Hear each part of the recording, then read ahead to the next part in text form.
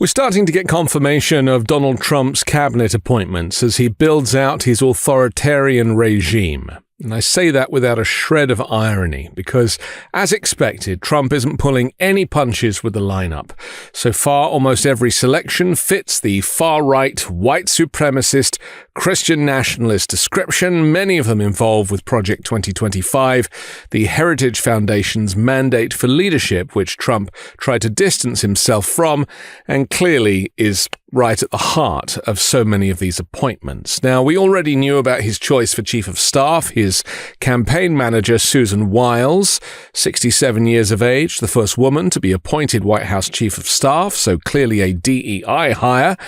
That's a joke. Less than a year after Wiles started working in politics, she joined Ronald Reagan's campaign ahead of his 1980 election. She went on to play a key role in transforming politics in Florida, where she lives. In 2010, she turned Rick Scott, a then businessman with little political experience, into Florida's governor in just 7 months. Scott is now a U.S. senator vying for the Senate leadership role for the GOP.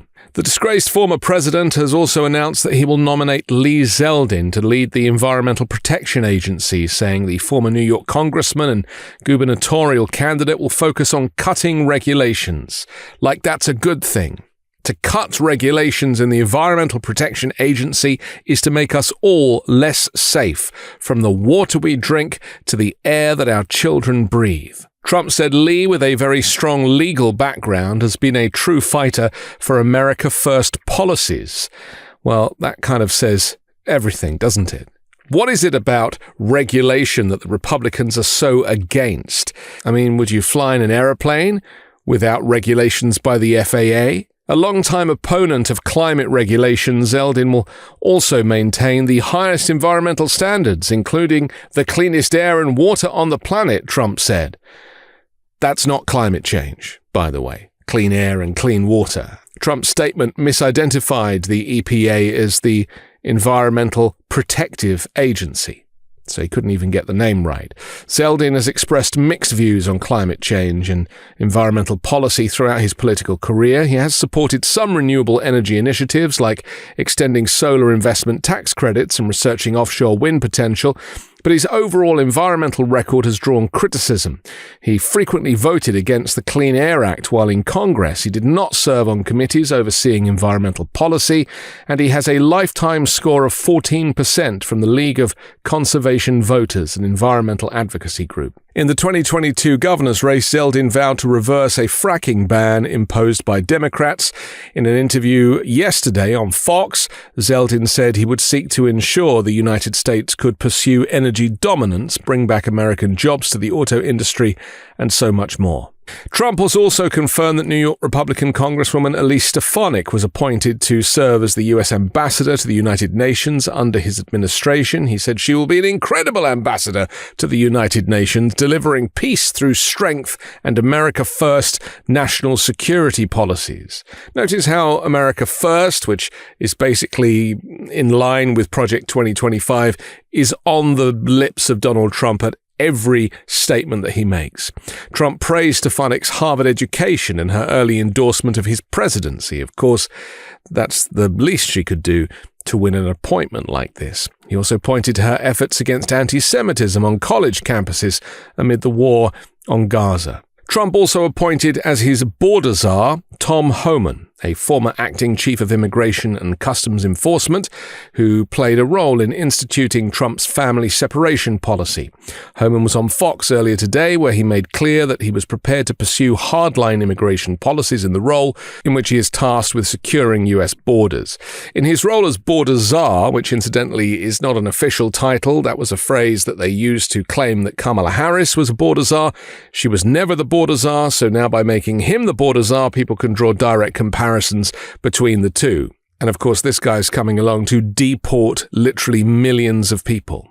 In his role, which does not require Senate confirmation, he'll be in charge of the southern and northern U.S. borders, as well as all maritime and aviation security.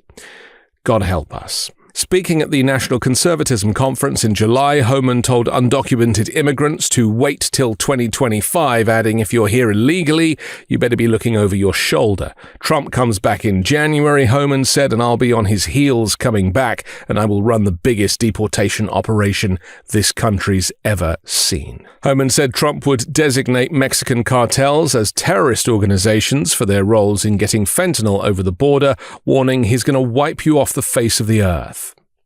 Trump has also named John Ratcliffe, who served as the Director of National Intelligence during his first term, as his pick for CIA Director, and William Joseph McGinley, who served as Cabinet Secretary in the first term, to serve as White House counsel. Trump has just announced Pete Hegseth as Secretary of Defense. Hegseth is a Fox News host, proof that Trump doesn't really do much other than watch Fox News and follow their lead. Trump has also confirmed he's chosen South Dakota Governor Kristi Noem to serve as the next Secretary of Homeland Security. Apparently, she will work closely with border czar Tom Homan to secure the border and will guarantee that American homeland is secure from our adversaries. I have known Kristi for years, said Donald Trump, and have worked with her on a wide variety of projects, and she'll be great as part of our mission to make America safe again. Following the publication of extracts from her biography, No Going Back, in which she described shooting her 14-month-old dog Cricket, she has been engaged in a number of other controversies throughout her career, which has seen her banned from the lands of several Native American tribes, accused of fabricating a meeting with North Korean leader Kim Jong, and criticized after promoting a cosmetic dental surgery in Texas. Noem was banned from visiting the lands of all 9 of South Dakota's official Native American tribes this year, after claiming some of them had been infiltrated by drug cartels. And as if this gallery of curios couldn't get any worse, Trump has chosen the former Arkansas governor and Fox host Mike Huckabee as the next U.S. ambassador to Israel. Huckabee has a track record of hardline, occasionally provocative pro-Israel rhetoric, and previously said that Israel has a rightful claim to the West Bank. Despite the territory being claimed by the Palestinians, Huckabee refuses to call the settlements by their name, insisting that they should be called communities or neighborhoods. He's also denied that the West Bank, seized by Israel from Jordan in the 1967 Six-Day War, is under military occupation. Posting on Truth Social, Trump predicted Huckabee, an evangelical Christian, would work tirelessly to bring about peace in the Middle East. Just like the infamous fake Abraham Accords, which supposedly brought peace to the Middle East, but completely left out the Palestinians from all negotiations. Huckabee's appointment is likely to signal a return to the explicitly pro-Israel posture of Trump's first administration when he relocated the U.S. Embassy from Tel Aviv to Jerusalem, in a move decried by Palestinians as damaging to peace prospects. Huckabee's zealous support of Israel has occasionally offended Israelis and Jewish groups too. And as expected, Donald Trump has announced Elon Musk and Vivek Ramaswamy as heads of Department of Government Efficiency. In a statement, Trump said, "I'm pleased to announce that the great Elon Musk, working in conjunction with American patriot Vivek Ramaswamy, will lead the Department of Government Efficiency, or DOGE. Together, these two wonderful Americans will pave the way for my administration to dismantle government bureaucracy, slash excess regulations, cut wasteful expenditures, and restructure federal agencies essential to the Save America movement." Again, this is a page straight out of Project 2025. It will probably make America less safe, far more dangerous, undoubtedly, and I expect that Vivek Ramaswamy and Elon Musk will fall out with each other within weeks of starting these roles. Meanwhile, the architect of the hardline immigration policies that Trump enacted during his first term, Stephen Miller, a man who claimed that America is for Americans and Americans only, recently looks like he is going to be serving as Trump's deputy chief of staff for policy. Again, that only confirms our fears that this lineup is one of the furthest right, extreme, and dangerous collection of individuals who seek to turn America's government upside down.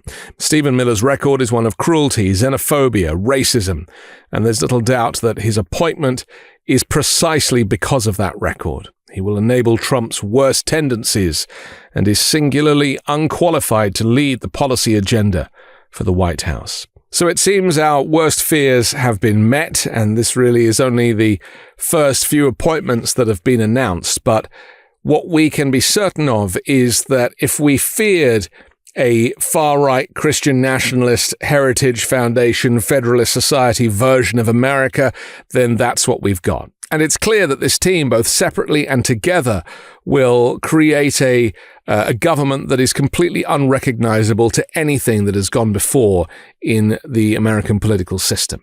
And with that, we are going to see an explosive set of changes within the first week or two of Donald Trump's presidency starting in January. I'll keep you updated of further appointments as we continue to analyze this new direction and this new regime of American authoritarianism. I'm Anthony Davis. You can find me on the 5 Minute News YouTube channel and podcast, on Wednesdays co-hosting Uncovered, and on Sunday on The Weekend Show with Midas Touch. Love this video? Make sure you stay up to date on the latest breaking news and all things Midas by signing up to the Midas Touch newsletter at MidasTouch.com/newsletter.